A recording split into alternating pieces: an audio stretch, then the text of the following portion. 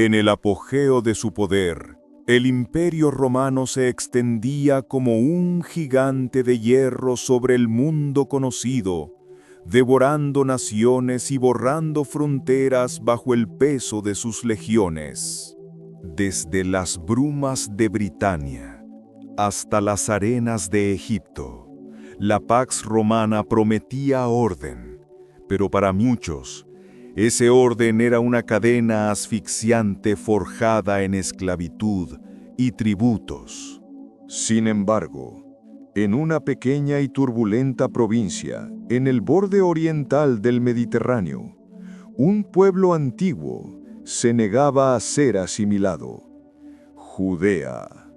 Para los judíos del primer siglo, Roma no era solo un ocupante político, era una afrenta teológica, un choque inevitable entre el monoteísmo absoluto y el culto al emperador. La tensión se palpaba en el aire de Jerusalén. No era cuestión de si estallaría la violencia, sino de cuándo la primera chispa encendería el incendio. El año es 66 después de Cristo. Gessius Florus, el procurador romano, comete un error fatal: profanar el tesoro del templo para cobrar impuestos atrasados. Para el pueblo, esto no fue un simple robo, fue un sacrilegio. La indignación se convirtió en disturbios, y los disturbios en una guerra abierta. Los rebeldes, armados con fervor y desesperación, lograron lo impensable: expulsaron a la guarnición romana de Jerusalén. La ciudad santa era libre de nuevo. Esta victoria envió una onda de choque a través del imperio. Cestio Galo, el gobernador de Siria, marchó al sur con la legión duodécima para aplastar la insolencia judía. Pero en el paso de Bet Jorón ocurrió un milagro militar. Los rebeldes judíos emboscaron a la legión en retirada, aniquilando a 6.000 soldados romanos. Roma había sido humillada, y el emperador Nerón sabía que esto no podía quedar impune. Necesitaba a su mejor general, un hombre brutal y eficiente: Vespasiano. Vespasiano no vino solo. Trajo a su hijo Tito y a 60.000 hombres. No venían a pacificar, venían a aniquilar. La estrategia romana fue metódica. Primero, arrasaron el norte. Galilea cayó ciudad por ciudad. Fue allí donde conocimos a un comandante judío llamado Yosef ben Matitiahu. Este hombre, que luego sería conocido como Flavio Josefo, sobreviviría para convertirse en el historiador que nos contaría esta tragedia. Su relato es nuestra ventana al horror. Con el norte pacificado a sangre y fuego, los romanos pusieron sus ojos en el premio mayor: Jerusalén.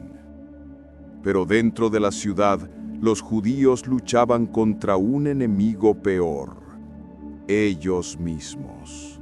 Celotes contra moderados, facciones rivales quemando los suministros de grano del otro.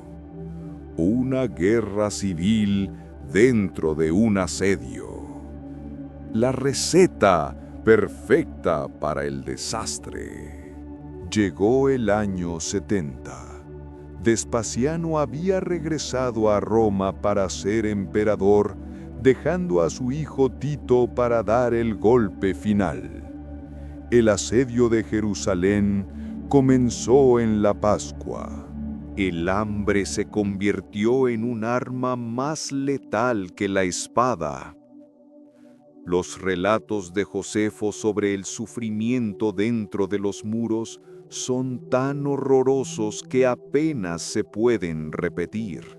Finalmente, en el calor del verano, las murallas cedieron. Las legiones irrumpieron como una inundación. El objetivo no era solo la ciudad, era el corazón de la nación, el templo. La lucha en el monte del templo fue feroz, pero el fuego, lanzado por una antorcha romana, se apoderó del santuario. El lugar donde el cielo tocaba la tierra estaba ardiendo. Con la caída del templo, parecía que el judaísmo mismo había muerto. Sin sacrificios, sin altar, sin sacerdocio. ¿Cómo podría sobrevivir un pueblo sin su centro vital? Pero la historia no terminó en las cenizas de Jerusalén. Un rabino, Yohanan ben Zakkai, se había escapado de la ciudad en un ataúd antes de la caída. Llevó la ley, la Torá, a la ciudad de Yabne. Allí, enseñó que la oración y la bondad podían reemplazar el sacrificio animal. Reconstruyó el judaísmo no con piedras, sino con palabras. Mientras tanto, en el sur, un último bastión resistía, Masada, una fortaleza en la cima de una montaña donde los rebeldes más feroces decidieron morir antes que ser esclavos. El año 73 marcó el final del silencio en Masada. Cuando los romanos entraron, encontraron silencio. 960 hombres, mujeres y niños eligieron la libertad de la muerte. Roma ganó la guerra. El arco de Tito en Roma muestra el candelabro de oro siendo llevado en triunfo. Parecía el fin de Israel. Pero Roma cayó. Sus templos son ruinas, sus dioses olvidados. Sin embargo, el pueblo que expulsaron sigue aquí, leyendo los mismos libros, guardando las mismas leyes. La verdadera liberación de Israel no fue militar. Fue una liberación de la geografía. Al perder su tierra, encontraron una patria portátil en sus textos sagrados. Y de esa misma raíz surgió otra fe que llevaría el Dios de Abraham a los confines de la tierra, conquistando a Roma desde el corazón. Una libertad que ninguna espada podía tocar. La libertad más allá de Roma no fue una conquista de territorio, sino la victoria del espíritu humano sobre la tiranía de la historia. Una llama que nunca se apagó,